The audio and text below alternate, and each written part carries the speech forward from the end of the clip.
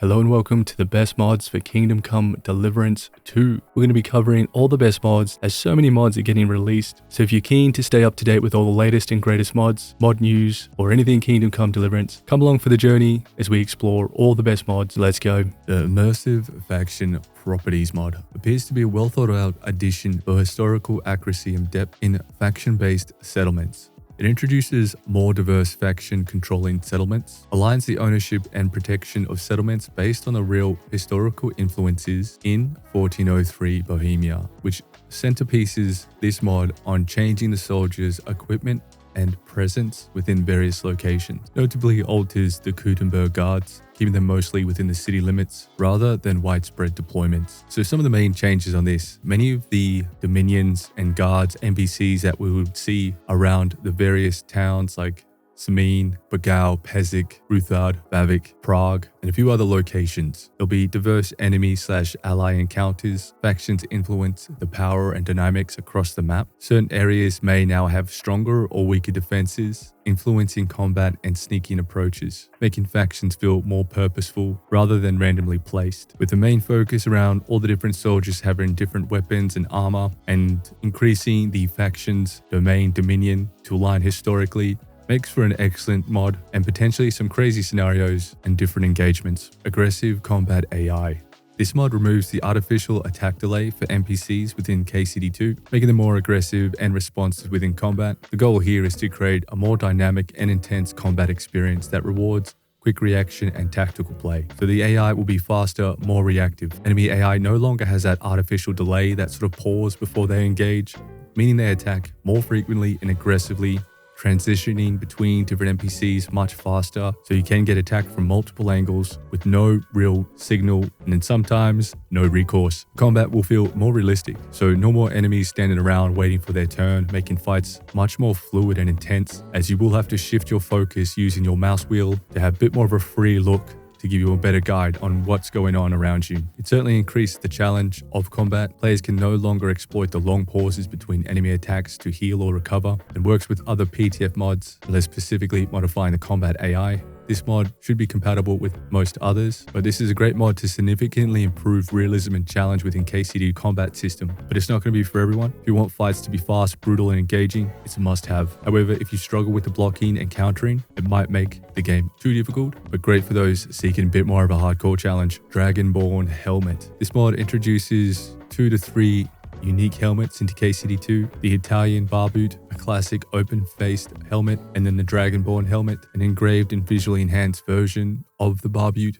Both helmets feature high-quality textures and meshes, making them stand out visually from the vanilla armor selection, particularly with the design and detail engraving and a realistic medieval aesthetic. You'll have a couple of different options of either using a code to acquire them instantly or purchase them within the game. You can purchase these items from the major merchants in Gutenberg, and they are visually stunning and very appealing, coming in kind of a couple of different color sets to match a variety of different armors. So if you enjoy the detailed medieval armor, this mod is a must. Merchant integration keeps it immersive, and the texture meshing are top tier. This goes along superbly with the next few mods. Dragonborn Longsword, a uniquely crafted weapon featuring luxurious engraving and elite aesthetic. It's part of the Dragonborn collection which we are covering, and together that includes the helmet, cuirass, long and short sword. The new high quality longsword, engraved with intricate details, is visually distinct from the vanilla weapons. There are 2 different versions available. A realistic, meaning it's balanced for normal gameplay.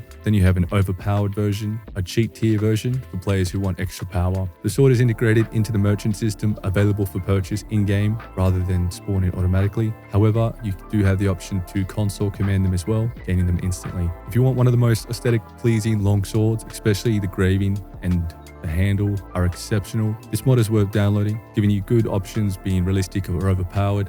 Merchant integration keeps it immersive. The overall top tier looking weapons. If the long sword wasn't your cup of tea, the Dragonborn short sword might just be the fix. The Dragon short sword follows the same suit, having a very nice intricate engraving, making it stand out from the vanilla weapons. Designed to match the other items that we've been covering. Comes in 2 versions, a realistic and overpowered, but it is a beautifully designed weapon, high quality engravings, making it one of the best looking short swords that I've seen, but 2 excellent choices for some of the most visually striking swords you can get right now.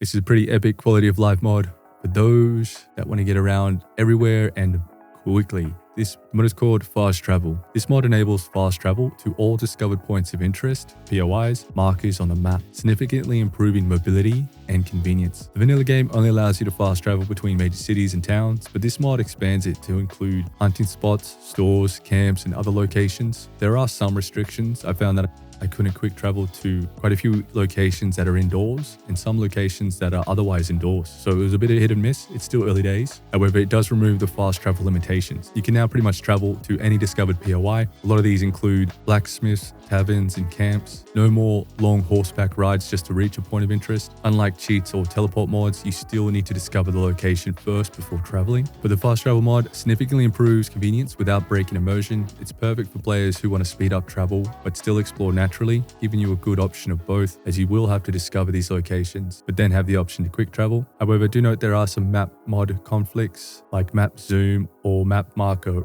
resize may present some issues with compatibility. Otherwise, this is a fantastic quality of life mod, allowing you to fast travel nearly anywhere. No helmet vision. This mod removes the helmet vision restrictions in KCD2, allowing players to see clearly without the visor effect when wearing a helmet. Additionally, it offers translucent visor options for players who still want some immersion without full obstruction. So it removes the darkened helmet overlay. Normally helmets with visors reduce visibility, but this mod has the option to eliminate that effect entirely. It also comes with excellent optional translucent helmet visions from a 50, 65, 75, 85%. Does not modify any armor stats or models, simply just changing the vision. But this mod is perfect for players who prioritize gameplay clarity over strict realism.